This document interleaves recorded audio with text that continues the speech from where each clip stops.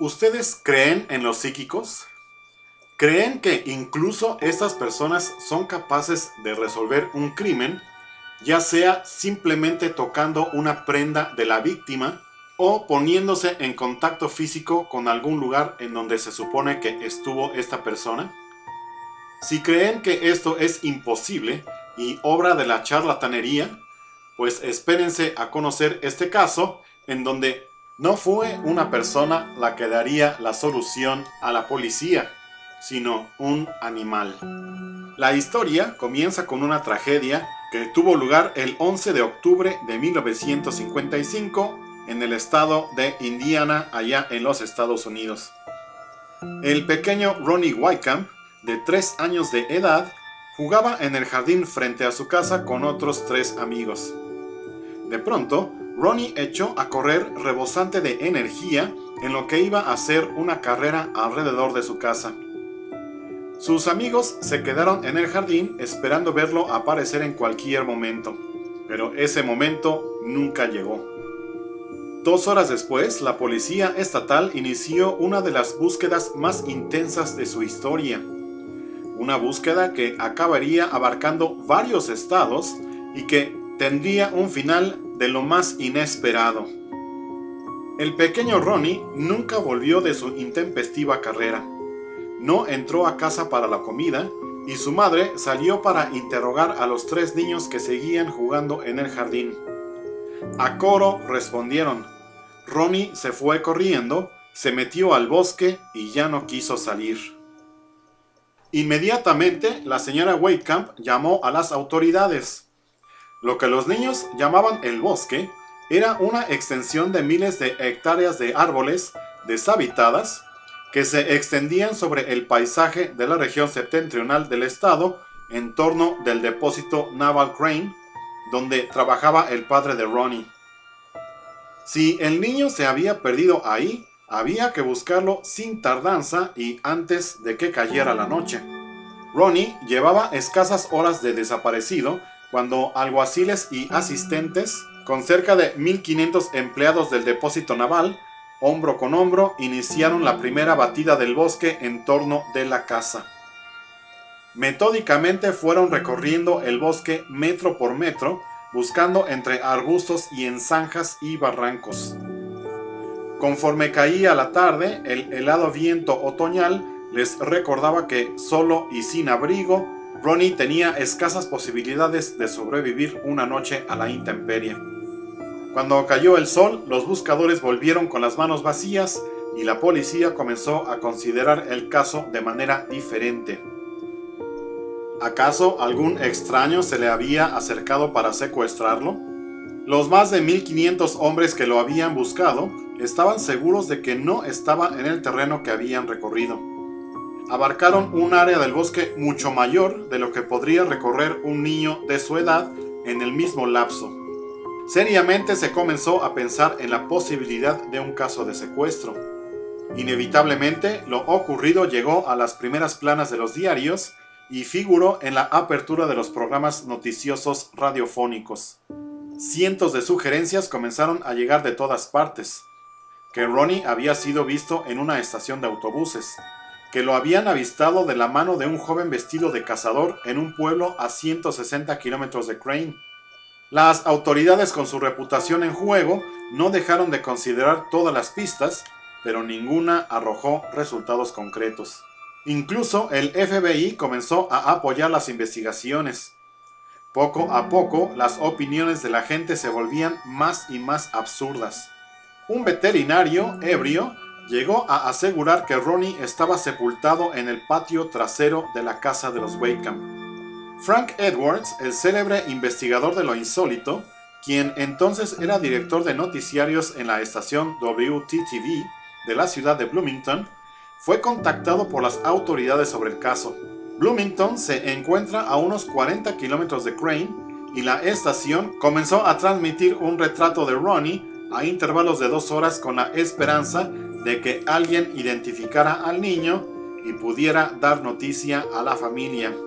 Incluso Edwards transmitió una entrevista televisada con la familia Wycamp, esto con la esperanza de que un posible secuestrador la viera y recapacitara sobre la enormidad del daño que estaba causando y devolviera al infante. Pero todos los esfuerzos de miles de personas resultaron en vano. El pequeño de 3 años parecía haber desaparecido de la faz de la tierra. Con el paso de los días, las sugerencias y reportes de avistamientos de Ronnie comenzaron a agotarse. La noticia pasó de primeras planas a páginas interiores de los diarios. El interés en el caso, como suele suceder, se fue perdiendo y la investigación se dio prácticamente por concluida.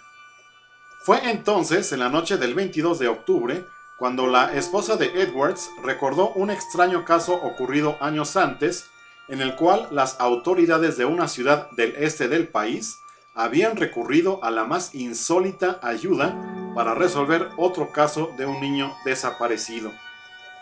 En aquella ocasión, la policía afirmó haber hallado al desaparecido con información proporcionada por un caballo que hablaba.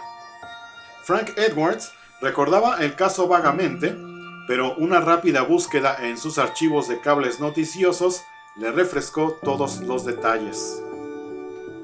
En el estado de Virginia, en la ciudad de Richmond, existía un caballo asombroso, una yegua llamada Lady Wonder. Cuando se le planteaban preguntas, la yegua respondía volteando con la cabeza letras dibujadas sobre rectángulos de latón, colocados sobre una barra transversal en su establo. Al ir volteando los rectángulos con letras, la yegua formaba palabras que respondían a las preguntas planteadas.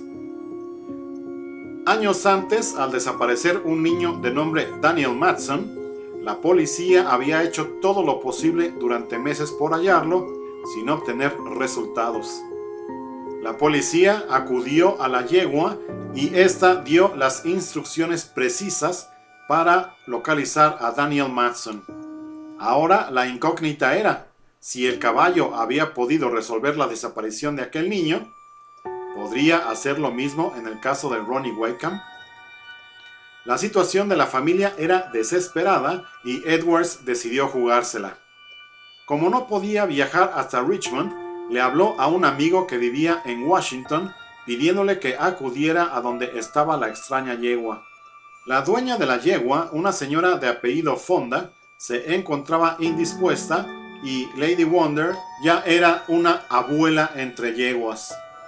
Con 30 años a cuestas, era un ejemplo de longevidad entre los caballos. Finalmente, el amigo de Edwards convenció a la señora Fonda de que se trataba de una emergencia y se les permitió visitar a la yegua en su establo para hacerle las preguntas. Después de unos minutos, le plantearon la primera pregunta. ¿Sabes por qué estamos aquí? La yegua comenzó a mover los rectángulos de latón con la cabeza y deletreó niño. Continuó el interrogatorio. ¿Conoces el nombre del niño? La yegua deletreó R-O-N-E, una increíble aproximación al nombre de Ronnie. Entonces le preguntaron, ¿está vivo o muerto? Muerto. ¿Fue secuestrado? No. ¿Será encontrado? Sí. ¿En dónde? Hoyo. ¿Se encuentra a más de 400 metros de donde se le vio por última vez? Sí. ¿Se encuentra a más de 1,5 kilómetros? No.